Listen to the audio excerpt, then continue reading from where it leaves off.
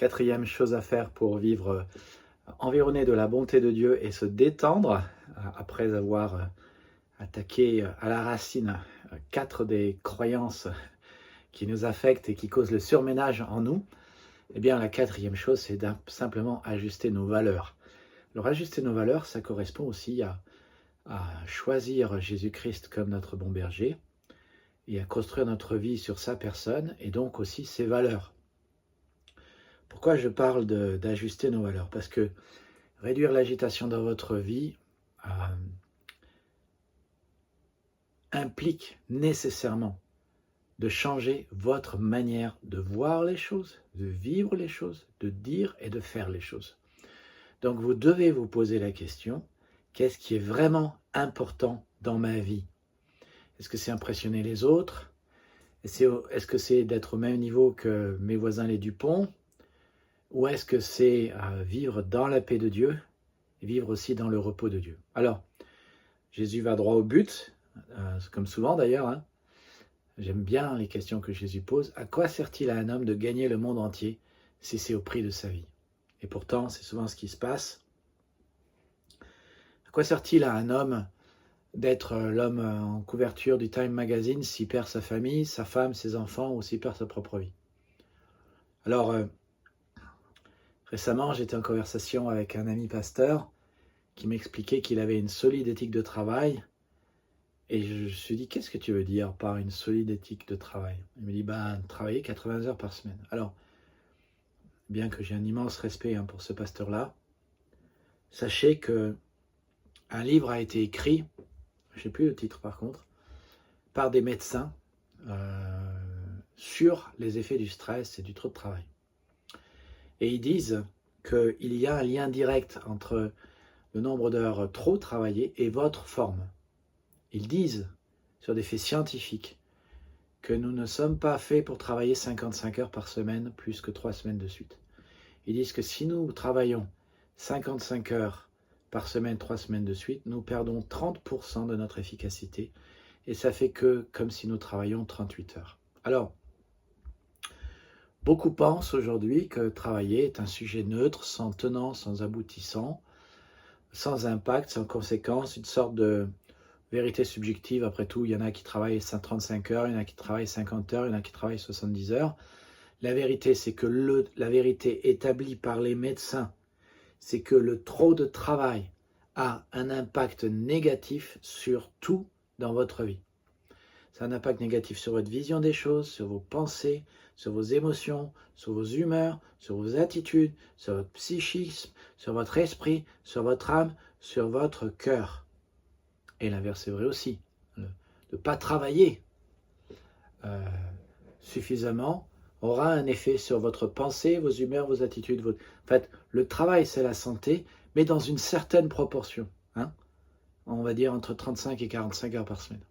Alors, travailler plus que 45 heures par semaine vous donnera une vision pessimiste et négative de la vie, de votre futur, des autres. Vous manquerez de joie, vous n'aurez pas le moral, vous serez irritable, vous disputerez, vous ne serez plus créatif, vous en aurez marre, vous aurez des sauts d'humeur, vous grossirez les problèmes, vous serez vulnérable aux substances ou aux addictions.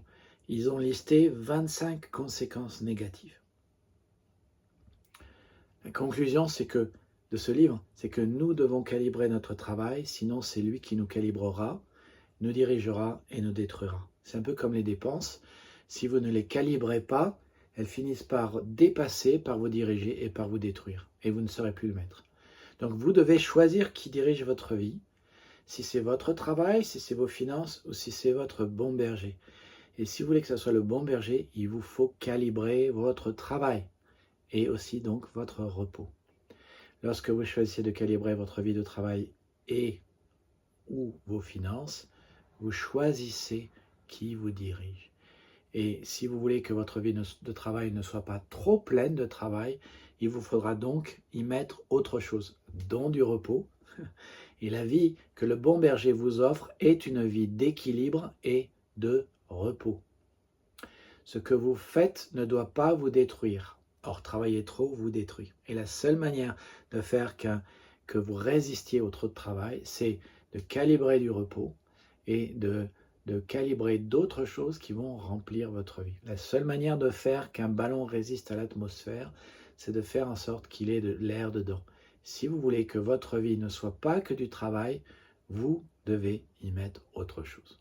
Donc ajuster vos valeurs vous permet de faire cela. Et donc je vous recommande particulièrement aussi d'investir dans des valeurs éternelles, des valeurs qui durent, des valeurs durables, des valeurs qui en valent la peine, qui sont le Dieu de la Bible, le salut, sa vérité, son amour, l'Église, les relations fraternelles.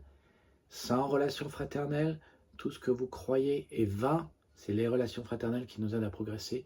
L'hospitalité, des fruits qui durent éternellement.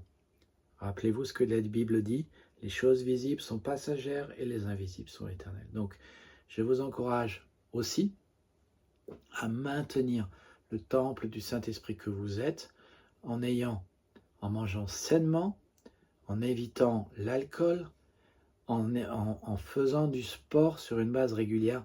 Les médecins recommandent que l'on marche une demi-heure par jour. Pas une demi-heure tous les 2 jours, pas une demi-heure toutes les semaines, une demi-heure par jour. Donc, c'était le quatrième antidote à ces fausses croyances qui nous font trop travailler.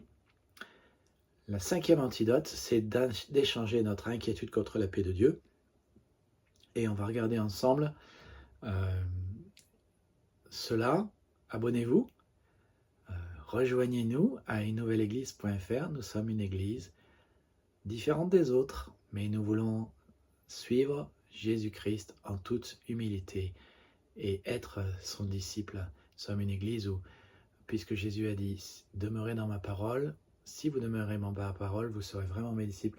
Nous voulons être vraiment des disciples de Jésus-Christ, parce qu'être disciple de Jésus-Christ, c'est être au premier rang des privilégiés de sa présence, de son œuvre, de ce qu'il produit, de qui il est, et au premier rang de sa gloire.